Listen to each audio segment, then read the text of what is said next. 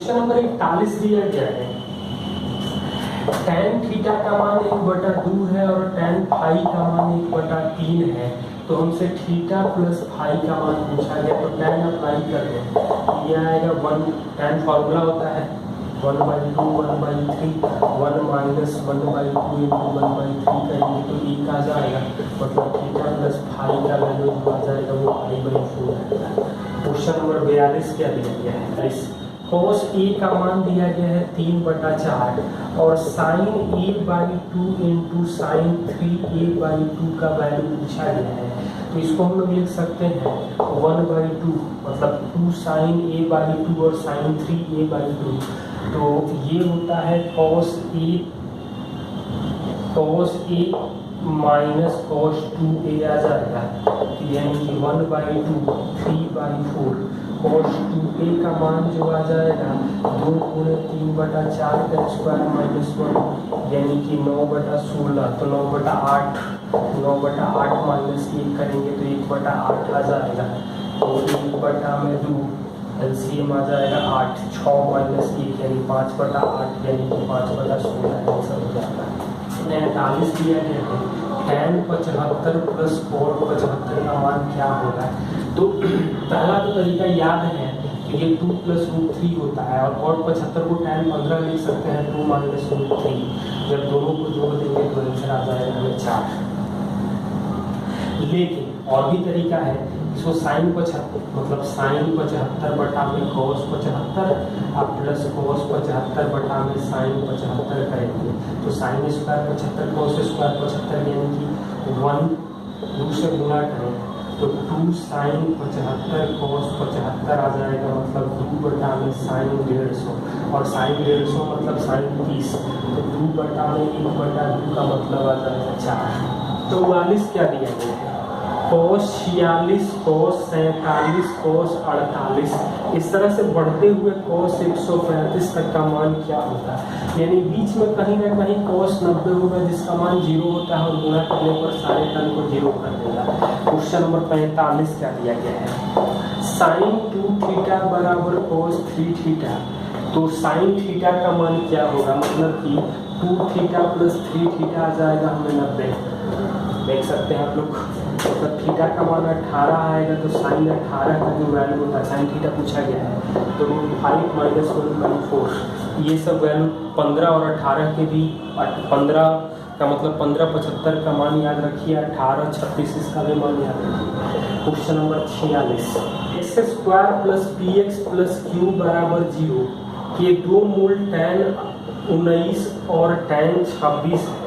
तो कौन सा कथन सही होगा? तो एक चीज हम लोग ये लिख सकते हैं कि tan 19 + tan 26 का मान जो आ जाएगा वो -p आएगा और tan 19 × tan 26 का मान जो आएगा वो q आएगा।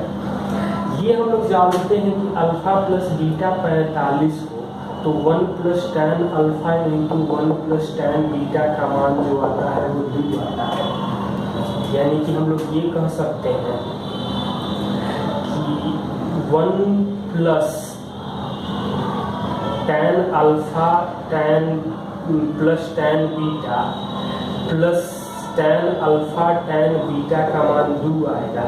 तो ये तो वैल्यू है हमें tan alpha plus beta -p, तो ये घटेगा तो 1 तो -p + q का मान हमें 1 आ रहा है। ये ऑप्शन दिया गया है q - p बराबर 1। ऑप्शन में q - p बराबर 1 दिया गया है। 40 दिया गया है कि n पदों वाली एक एपी के Sn दिया गया है n × n + 1 यानी n² + n। तो चौथा पद क्या होगा? इसका मतलब होगा कि S1 करेंगे तो 2 आएगा, S1 का मतलब हुआ T1। S2 करेंगे तो 4 + 2 यानी 6 आएगा। तो T1 + T2 आ रहा है हमें 6 यानी T2 आ जाएगा हमें 4। तो 2 4 मतलब 6 अगला 8 तो चौथा पद क्या आ जाएगा? यहाँ से भी निकाल कर भी कर सकते थे। Question number 48 1 + tan alpha tan beta का whole square plus tan alpha - tan beta का whole square minus sec² alpha into sec square beta का मान क्या होगा। तो सबसे पहले इन दोनों को हम लोग देख सकते हैं। तो ये आएगा 1 plus 2 tan alpha tan beta, और यहाँ -2 tan alpha tan beta cut जाएगा, मतलब tan square alpha plus tan square beta plus tan square alpha tan square beta. ये अभी इसी को सॉल्व करें, इसको अभी रूप रखते हैं।